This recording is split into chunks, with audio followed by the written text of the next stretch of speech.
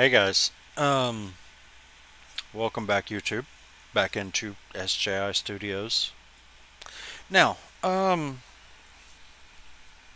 a video previously I said that the second game I'm making is very much a horror game. Um, Definitely. One, it's called A Friend in the Darkness. That's going to be the name of it. It I don't know when it's going to be coming out. I'm not making an announcement. I'm telling you guys what the second game I'm going to work on is going to be called. Um, I'm going to tell you a little bit about it. Not enough to give anything away, though. I've got secrets. Um, One, it is going to take place in a world like our own that is not our own. All of my games are going to take place in a cohesive universe that envelops everything. Even when we start making things like first person shooters and racing games, they will take place in the same universe. Also, quite a bit of the connections that are going to be made in the second game are going to bring the real world into the SJI universe, not the other way around. I'm not going to bring the SJI universe into the real world. I'm going to make the real world part of the SJI universe. What do I mean by that?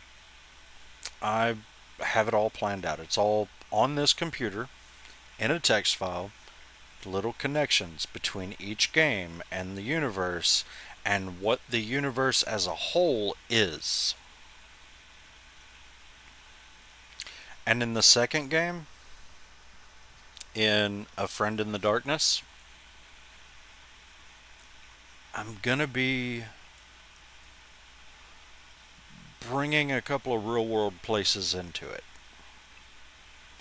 I'm going to be adding secret items you can find from my real life, from my youth, from a few years ago, from whatever. Um, I want to bring you a little bit into my world with that game. Then, that game is directly connected to the first game, and if you pay attention, you'll see how. It's wide open and obvious. There's another game later, I don't know when, I don't even know what number of game it's going to be. It could be my 10th game. It's going to be deeply connected to A Friend in the Darkness. And you'll see how. There will be hints in both games to what's going on, and the ending of one will not be the beginning of another, but it will directly connect to the beginning of the other one. The ending of A Friend in the Darkness is going to be a slightly deeper dive into the beginning of this other game. It all takes place not in the same universe, in the same realm. So, yeah, there's that. Now, it won't be the same place, but when we get that far, you'll know what I mean.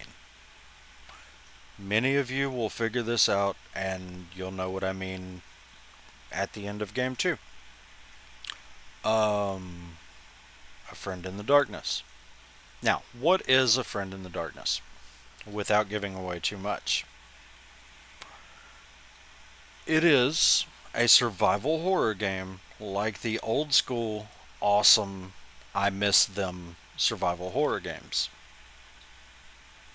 things that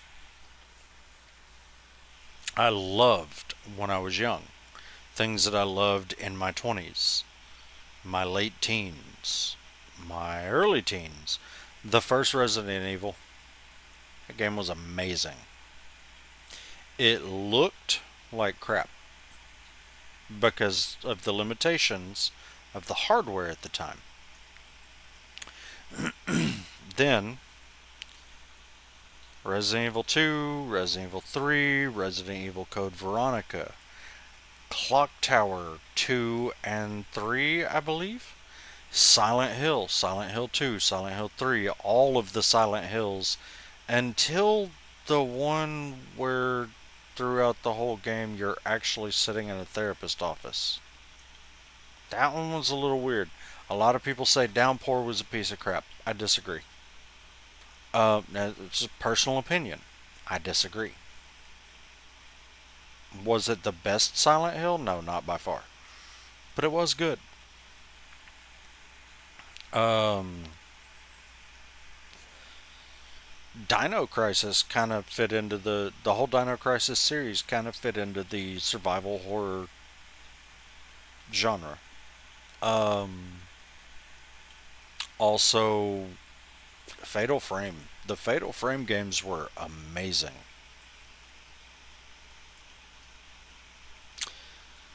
And then survival horror got brutally, what's the word we have to use now? Unalived.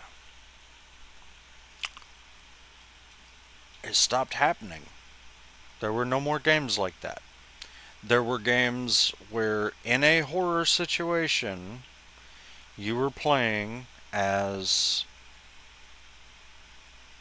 the toughest bastard on earth, and you know you'll be fine.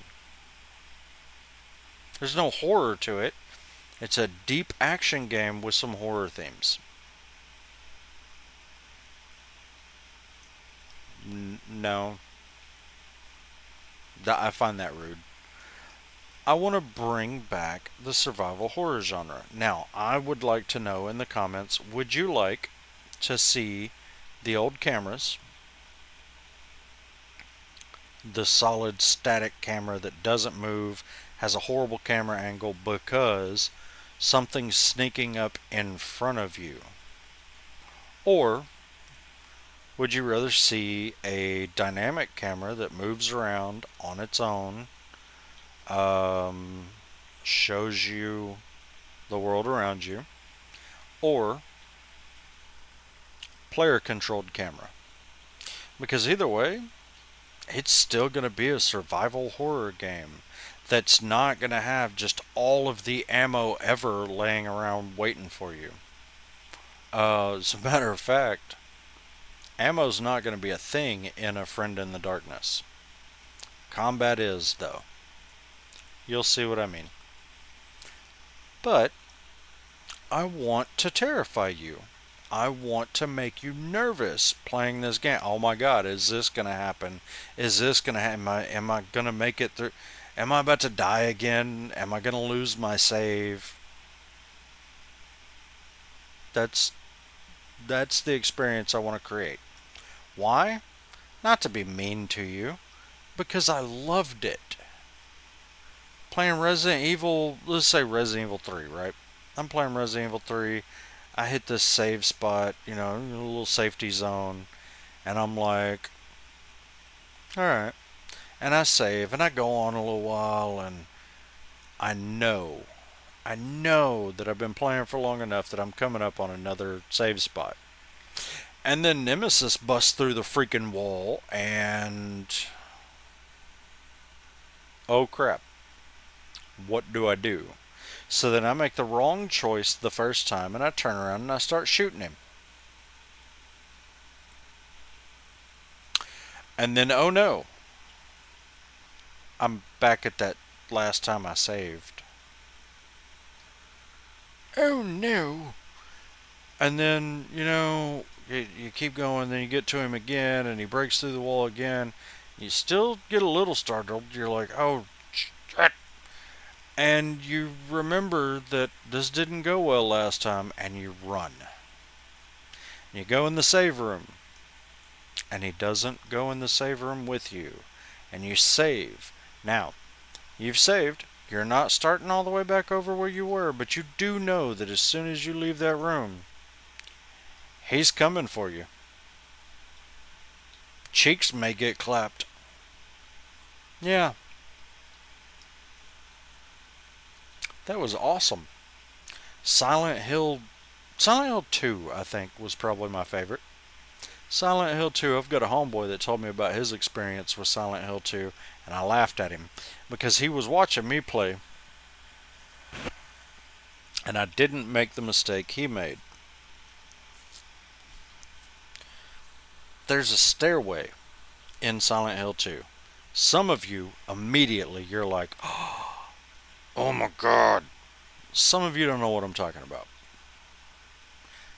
You go down that stairway, and Pyramid Head, the Boogeyman, the Guardian, whatever you want to call him, starts coming up the stairs. Crap. My friend unloaded every bit of ammo he had left into this big monster trying to kill him. I said, mm-mm, and started running. And I did the little sidestep dodge thing that was in that game and kept going. Both of us realized the same thing. He didn't care about us. He was not paying attention to us. He did not even notice we were there. My friend wasted up all his ammo for no reason. I was like, I'm gonna dodge this fool. I dodged around him, hauled behind down the stairs. I was like, no sir. I figured there's got to be a save spot or something coming up. Maybe I can get away from him. Maybe there's a new weapon. Maybe. Anything. And then he just ignored me, and I was like, oh, you punk. So my homeboy was like, yeah, guess what I did when I got to that part? And I was like, so I wasted all my ammo trying to kill that fool. How did you know not to do that? And I was like, I knew that I couldn't take him right now. So I said, I'm out of here. He laughed, I laughed, we both laughed. Now, the great thing is, the next day I went to work, and I heard a sound that was very reminiscent of that giant chef's knife being dragged across the floor. It sent chills up my spine. I was like, oh, God. Okay, that's what the... Alright. Then I had to explain that to my coworker because oh no, looked like an idiot for a minute. Then he played the game and he was like, I understand. I understand. I was like, alright, that's the experience I want to give you guys. That's why in the previous video, like I said, I was worried. I thought I was going to be walking away from making games already. Luckily, no. But, yeah. Now, not every game's going to be a horror game. Definitely not. A Friend in the Darkness? Oh, yeah. Big time survival horror game. And again, let me know before I even start making the game so I can put it in the plans of the game. How would you rather see the camera work? That old school? Or Resident Evil 4 where, the camera moves on its own? Or, like Resident Evil 7 and 8 where you have control of the camera? Where do we want to go with this? Let me know. I'd love your opinion. I don't want to make the game and then you be like, nah. camera's all wrong? Tell me. Tell me now. Anyway, thanks for coming. Thanks for watching. I appreciate you guys, the few of you who are watching. More videos to come for sure.